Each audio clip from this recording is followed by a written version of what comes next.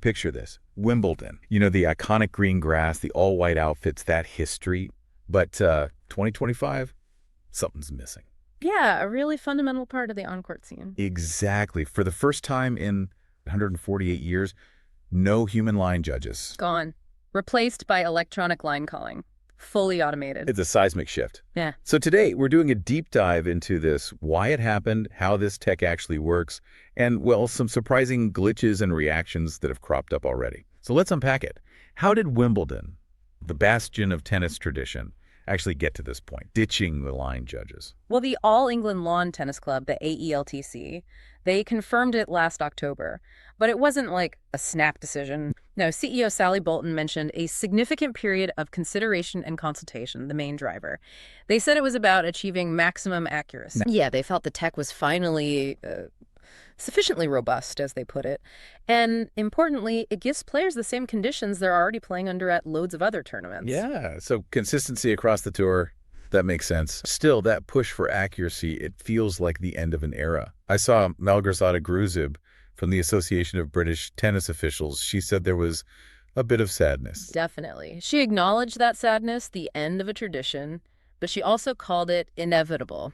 So this inevitability, how does the tech actually work? What are we talking about here? Okay, so imagine up to 18 cameras positioned around each court. 18. Yeah, quite a few. And computers are crunching the data from these cameras in real time, interpreting the ball's position, creating this kind of 3D map of where the ball is relative to the lines. Sort of like Hawkeye and cricket, but maybe more advanced? Essentially, yeah. Very similar principle. And look, this isn't brand new tech in tennis overall. It's all over the ATP Tour.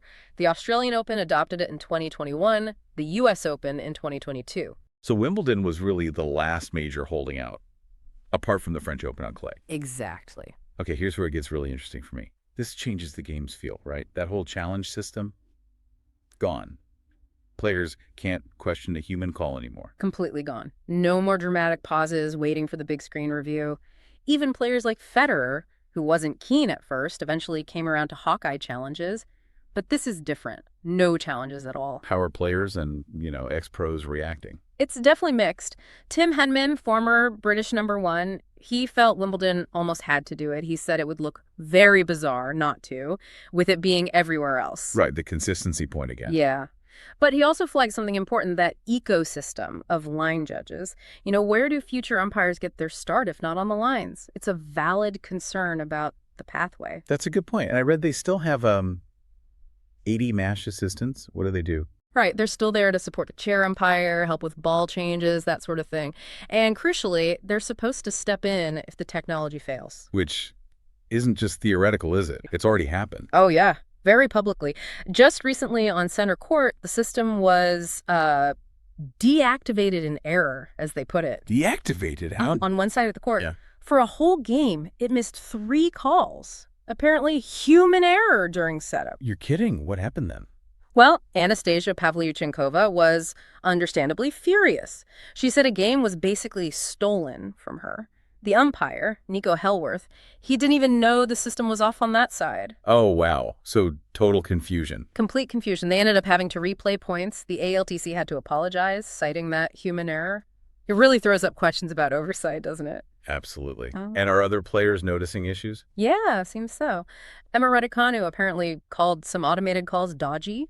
Belinda Bencic said the tech is not correct at this tournament, leading to, locker room chat.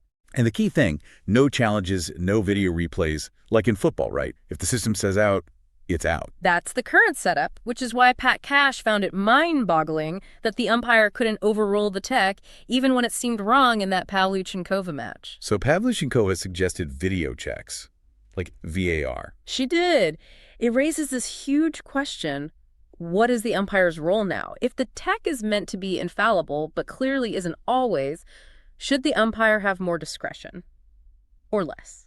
It's a tricky one, especially when you compare it to the French Open, still holding on to human judges.